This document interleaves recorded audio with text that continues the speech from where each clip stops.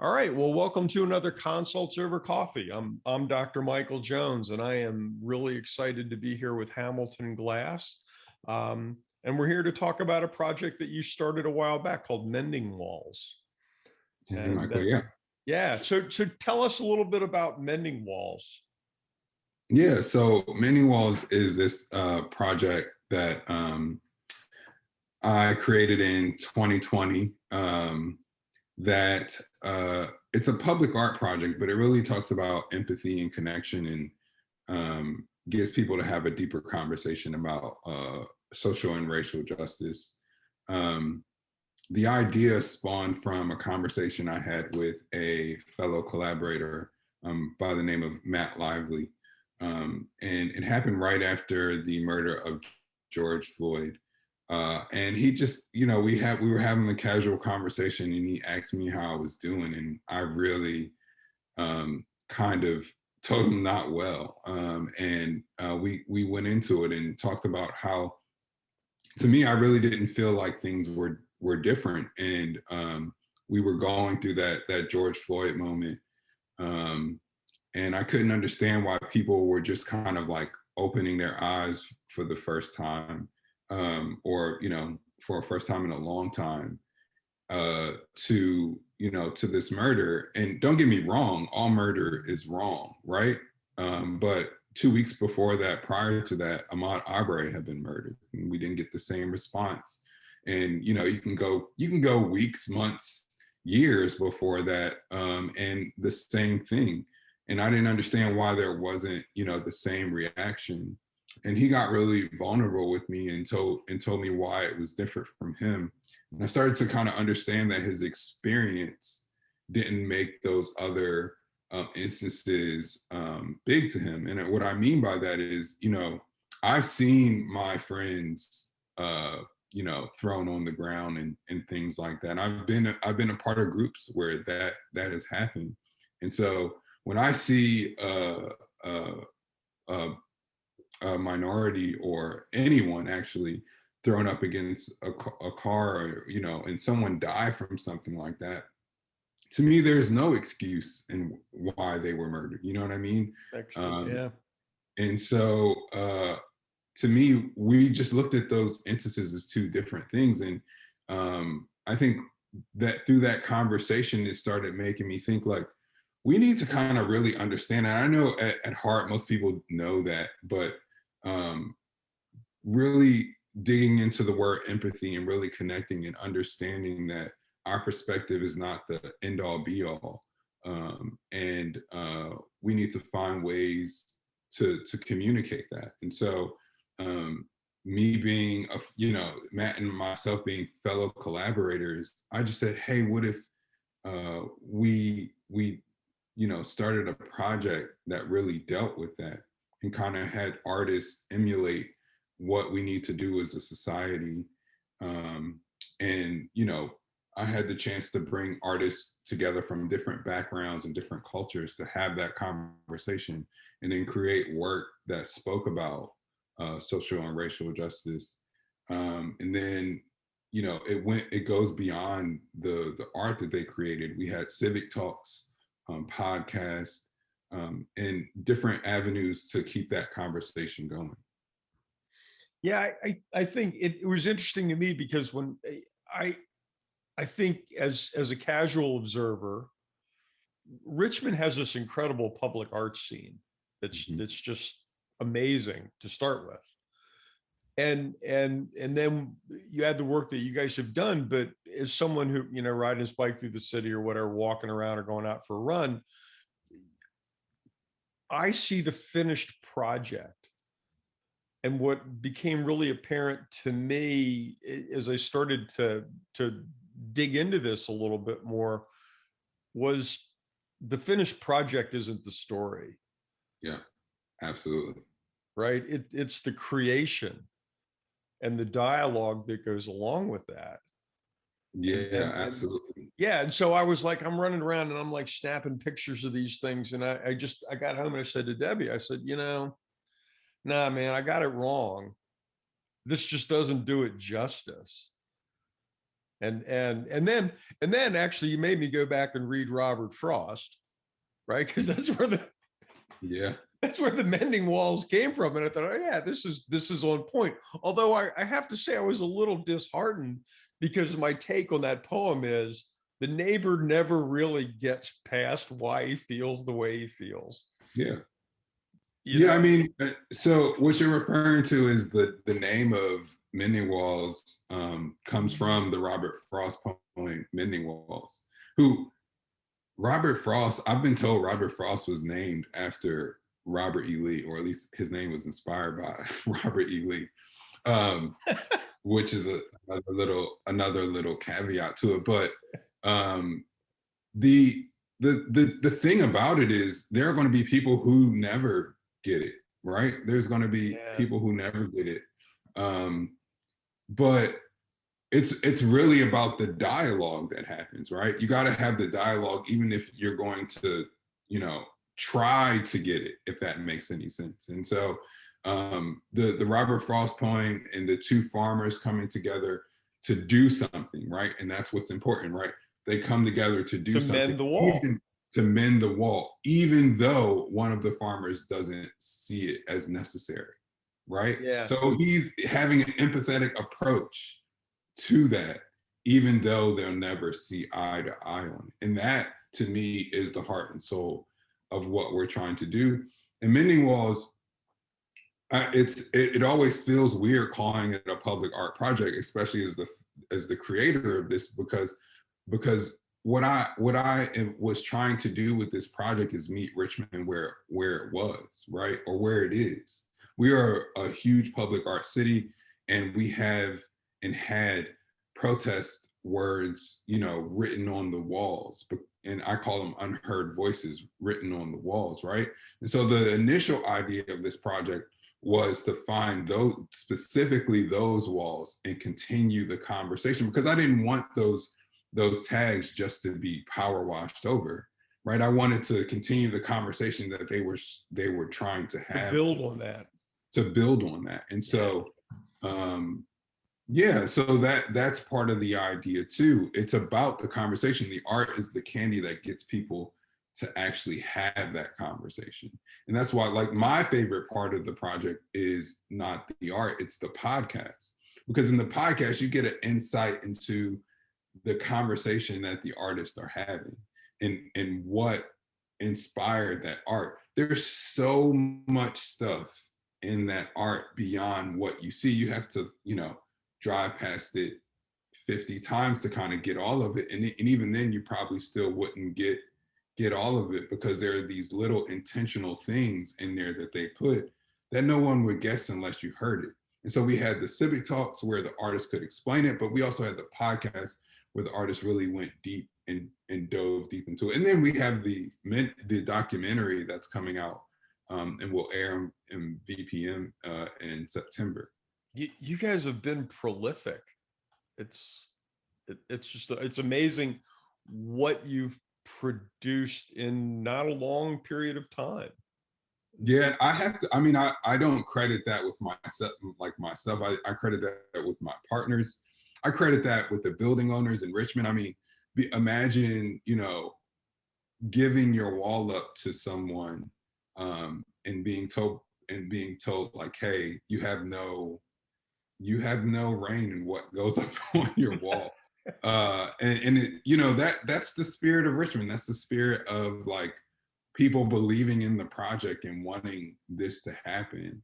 And so those conversations from the artists had to be organic. It was kind of, as you know, the head of this thing, was kind of my nightmare to know that these artists would have to go up on Civic Talks, and then someone asked them, hey, why'd you put that there? And say, oh, the building owner wanted that, right? This thing had to be an organic conversation for it really to be true. And so there's been so many people that supported it. Community Foundation was the first person to kind of really kick it off, and then Altria followed in suit behind.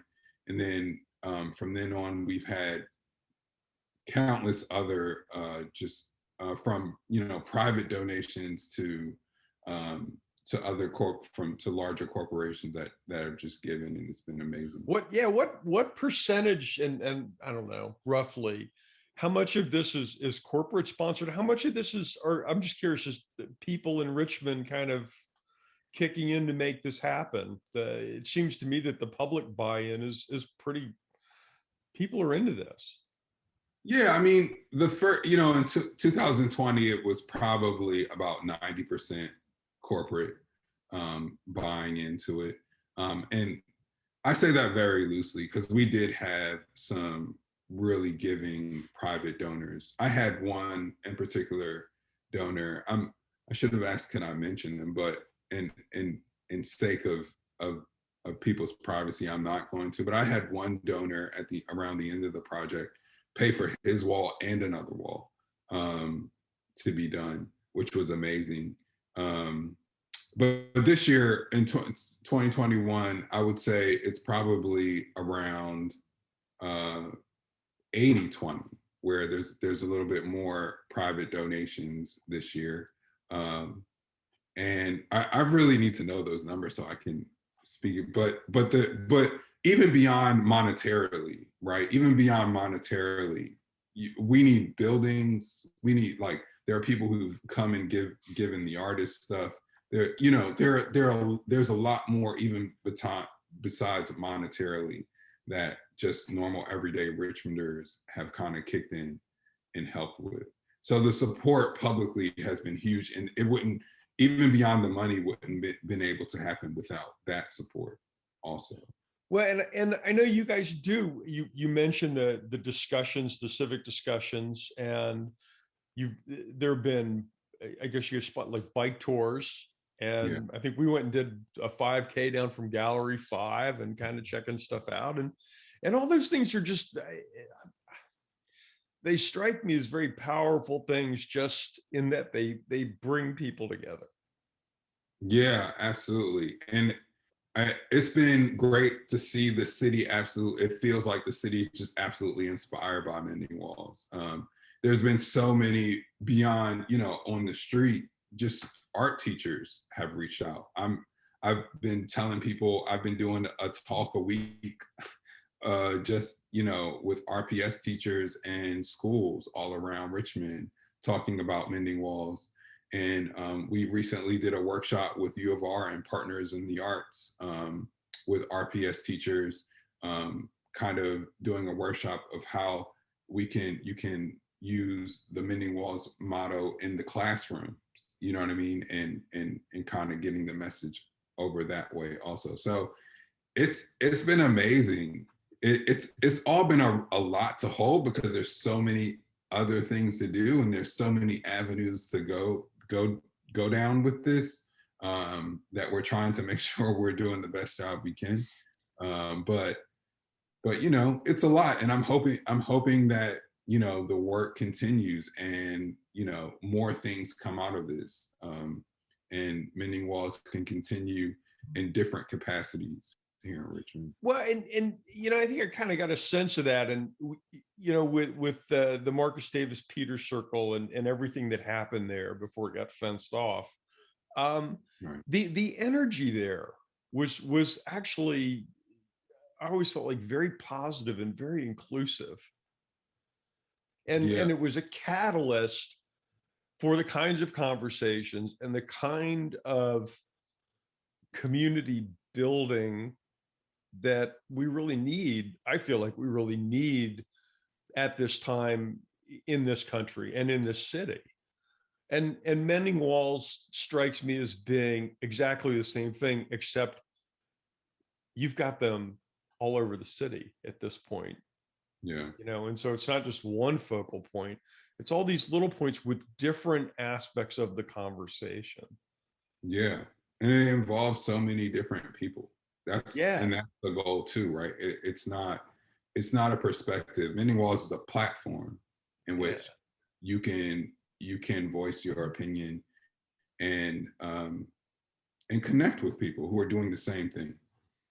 Yeah. And that's dialogue, you know, civil discourse needs to come back into fashion, right? I mean, you can agree to disagree, much as the farmers in the poem.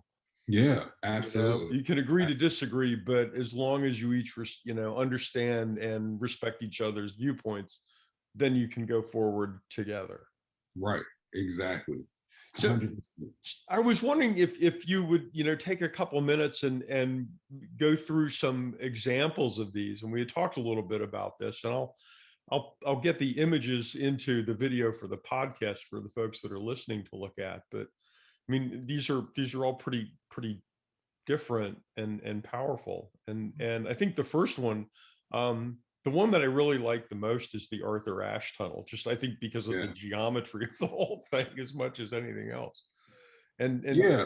yeah, can you Yeah. speak to that a little bit?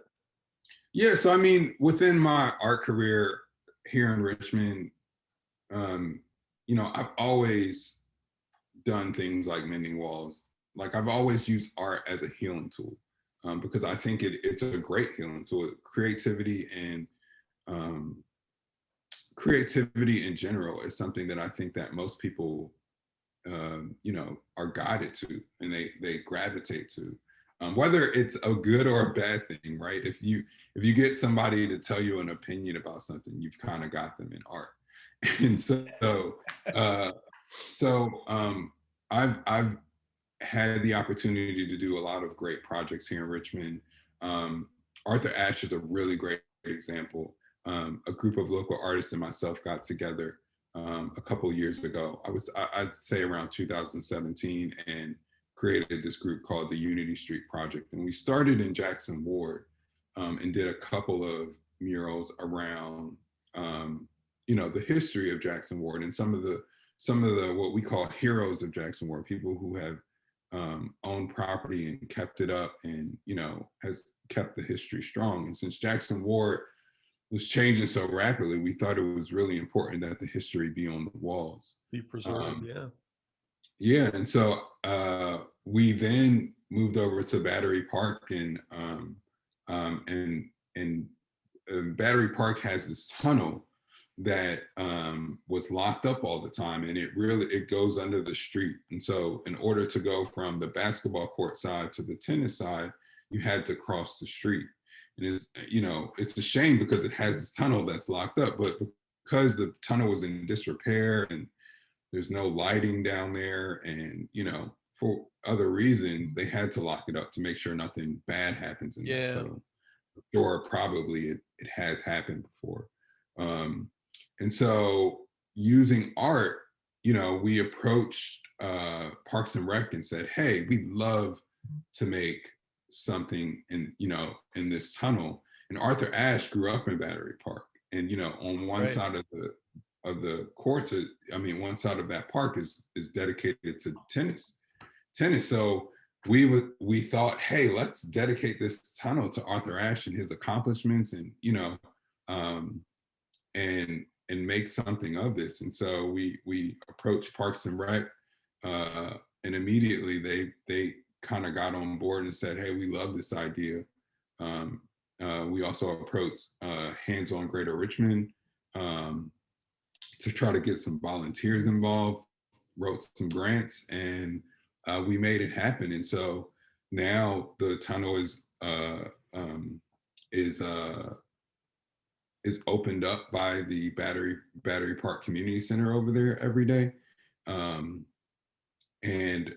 you can walk through it and kind of see, his accomplishments.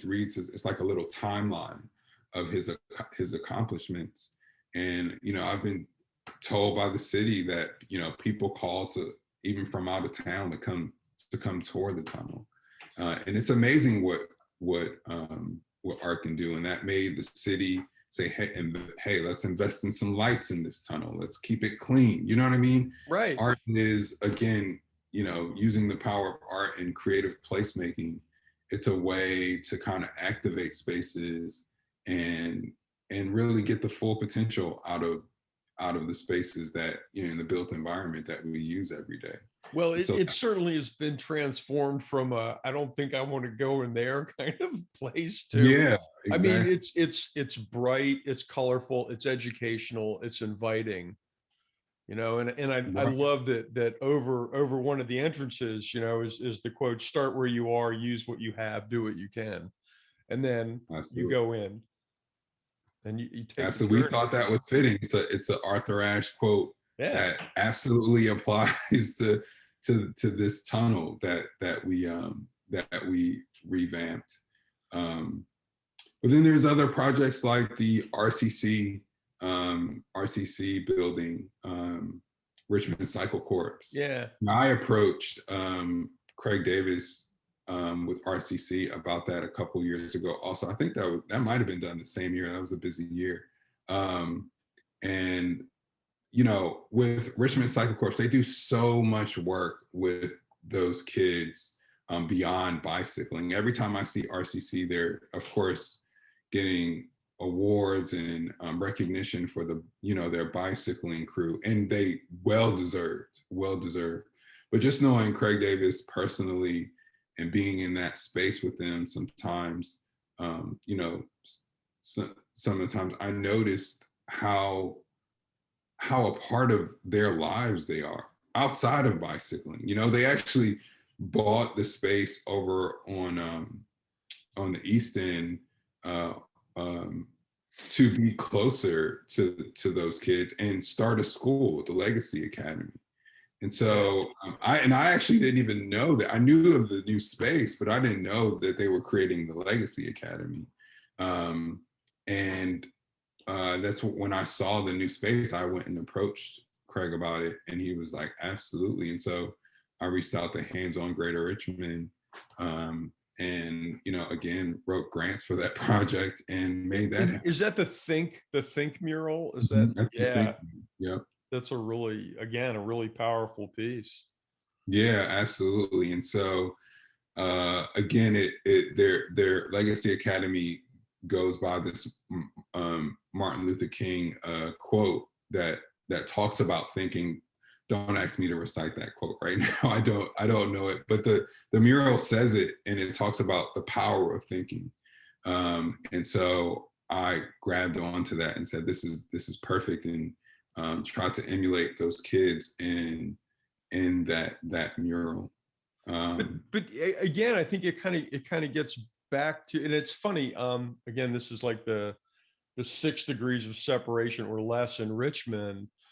I was just talking with Mike Maruka at the Anna Julia Cooper School yeah, about yeah, Craig and what to do. And again, the for with Craig and with Richmond Cycling Corps, the bikes were a means to an end, right, right? I mean, just in the sense that the mural is a means to an end, right, and those guys, they truly, I mean, they rolled up their sleeves and dove right into the middle of all of that, which, yeah, probably you really don't watch what people say, watch what people do. And I do, think because people saw how invested they were, it made a difference. And the same is true with Mike and the Anna Julia Cooper School. right, They're right in the middle of people's lives, doing what they absolutely, can, absolutely, and that's ultimately, I think, the thing that draws me to all of this is it's the humanity of it, yeah, and that's, man, we like have this humanity. It feels to me as if there's almost like a humanity deficiency going on in our society at the time. And I think a lot of what you do, it exposes the fact that, I think most of us are on the same page, that there's probably a very vocal, attention seeking and attention gathering minority that drive a lot of the divisiveness, and the media grabs onto it because it sells. it's like professional wrestling or car wrecks or something. It's like you're drawn to it, Right, right, probably yeah, for all the wrong reasons. right, And more responsible people in the community, such as yourself and the people that are involved in Mending Walls, say, no, it's not really, it doesn't have to be like that, right, and so it sort of coalesces people, and I think helps us refocus on what matters in our lives and what matters in the lives for most of us, even with different backgrounds.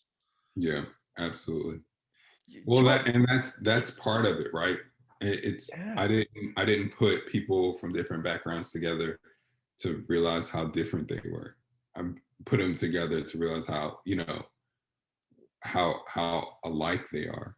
Well, and Uh, I think that's the thing, if you talk to people, if you travel and you meet people from all around the world, at the end of the day, everybody pretty much wants the same thing.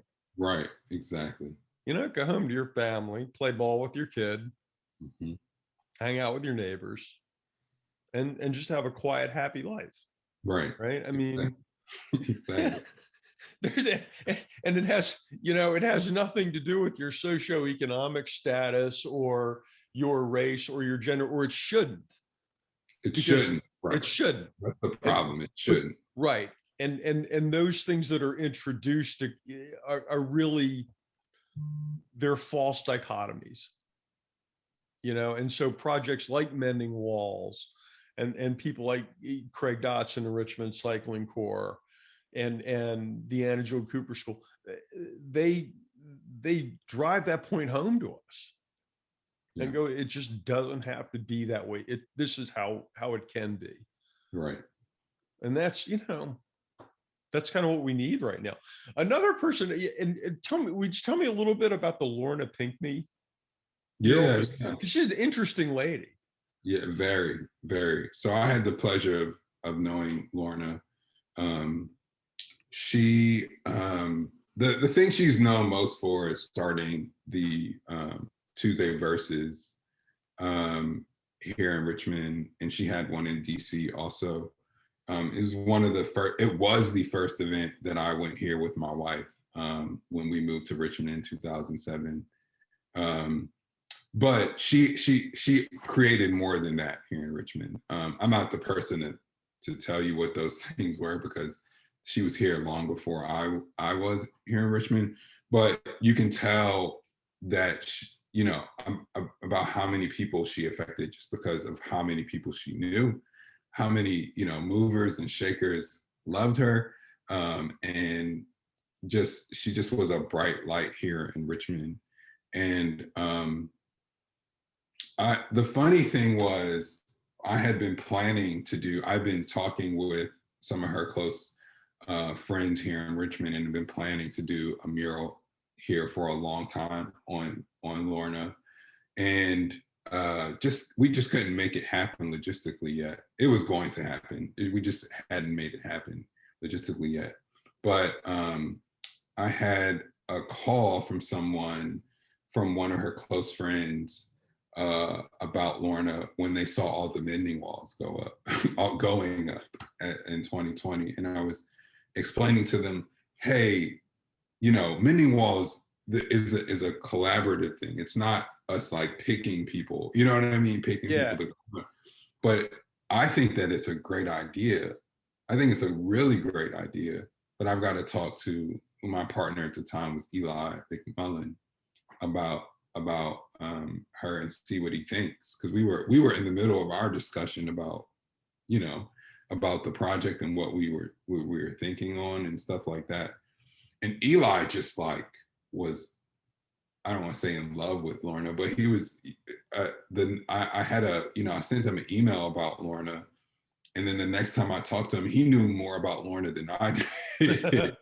And there were some really crazy coincidences that happened while we were planning this project, which was really insane. First of all, the mural started on Lorna's birthday. No, it started on either her birthday or the day she passed away.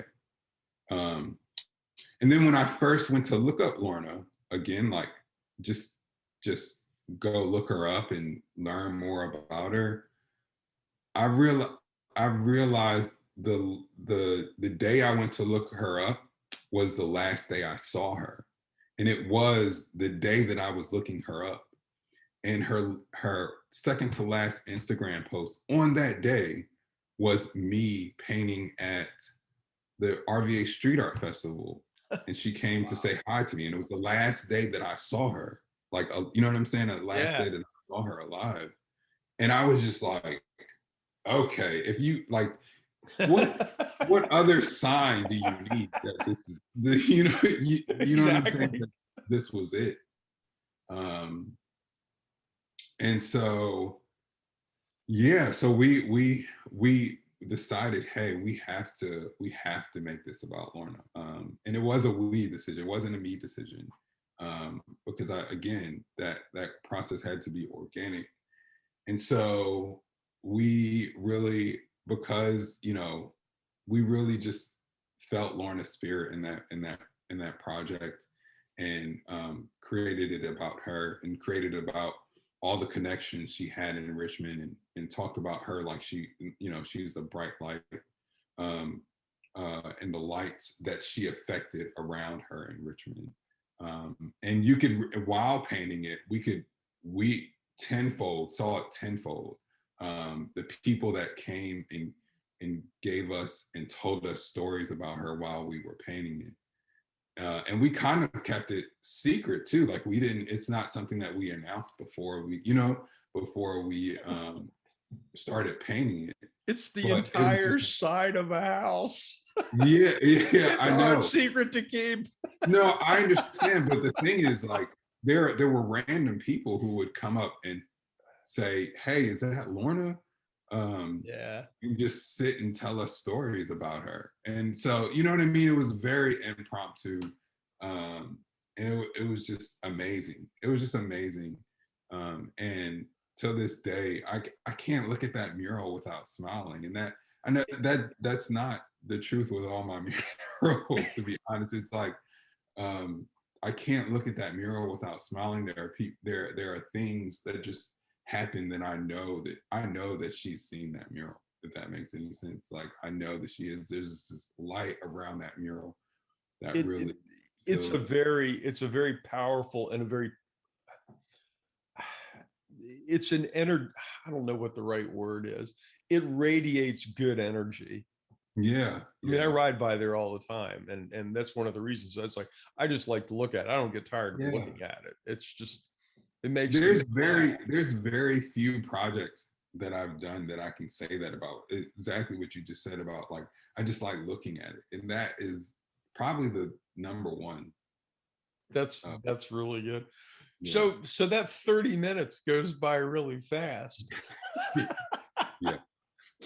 So we're pretty much out of time.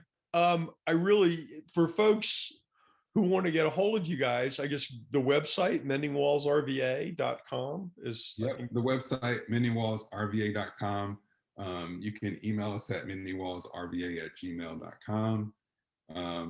We are doing exciting things this year in 2021. This year, we're working with some organizations that deal with social and racial justice through different avenues. Like, we're focusing on mental health, incarceration, food justice, and fair housing. So we're working with organizations who deal with that specifically in Richmond. And this year, we're not doing 16 projects this year. We're doing 4, but we're doing 1 a month. And these projects, I would say, it's more potent. We're focusing on the conversation the artists are having with those organizations now, Yeah, and and trying to that's, show yeah, more of that. that again, that's the whole thing, is it's the process and the dialogue and bringing Yeah, people together. And so, Ham, thank you so much for taking time to talk about this stuff. And no thank you for problem. everything you do. Thanks for your interest in it. And I'm glad to be here. Thank you. Absolutely. I will talk with you soon. That's another Consults Over Coffee. I'm Dr. Michael Jones here with Hamilton Glass of Mending Walls RVA. Look them up, support them, get involved. It's stuff we all need.